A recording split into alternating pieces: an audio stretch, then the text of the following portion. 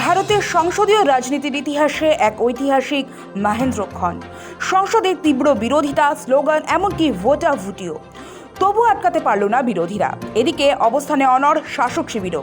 মধ্যরাত পর্যন্ত বিতর্ক। এরই মধ্যে এক প্রকার হঠাৎই 2023 সালে পাশ হওয়া মহিলা সংরক্ষণ আইনটি কার্যকর করে দিল কেন্দ্রের নরেন্দ্র মোদী সরকার। 16 এপ্রিল থেকে এই আইন কার্যকর করা হয়। আইন মন্ত্রকের তরফে একটি গেজেট নোটিফিকেশন বের করা হয়েছে। সেখানেই মহিলা সংরক্ষণ আইনকে কার্যকরের নির্দেশ দেওয়া হয়েছে। বিজ্ঞপ্তিতে কি বলা হয়েছে?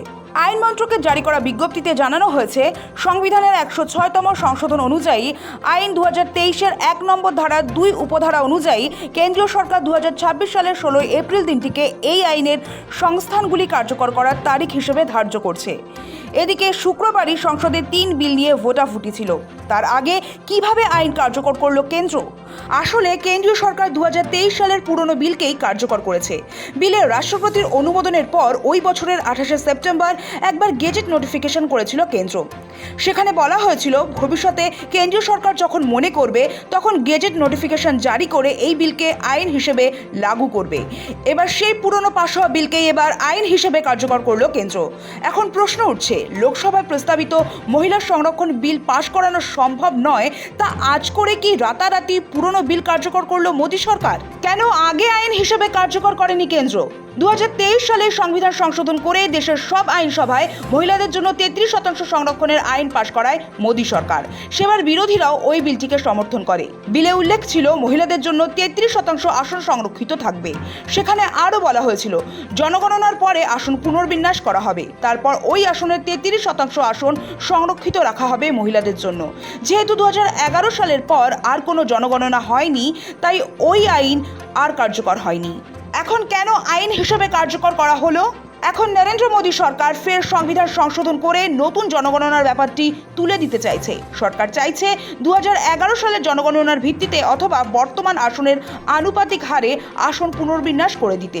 শুধু তাই নয়, এরপর কবে আসন পুনর্বিন্যাস হবে, সেটা কিসের ভিত্তিতে হবে, সবটাকেই সরকারের হাতে করে নিতে চাইছে মোদী সরকার। নতুন আইন পাশ হলে আর সংবিধান সংশোধনের প্রয়োজন পড়বে না, তাতেই তীব্র আপত্তি বিরোধীদের। সেই নিয়ে বিতর্ক চলছে। বেনজিরভাবে বৃহস্পতিবার মধ্যরাত পর্যন্ত সংসদে বিতর্ক চলে। শুক্রবার ভোটাভুটি হওয়ারও কথা। এসবের মাঝেই এরই মধ্যে কেন্দ্রীয় আইন মন্ত্রকের তরফে একটি বিবৃতি জারি করে 2023 সালের আইনটি কার্যকর করার সিদ্ধান্ত নেওয়া হলো। হঠাৎ কেন এই সিদ্ধান্ত? লোকসভার সংখ্যার হিসেব বলছে, প্রস্তাবিত বিল পাশ করতে সরকারের পক্ষে প্রয়োজনীয় 2/3 সমর্থন নেই। সেটা আজ করতে পেরেই কি পুরনো বিলকে আইন হিসেবে কার্যকর করা হলো?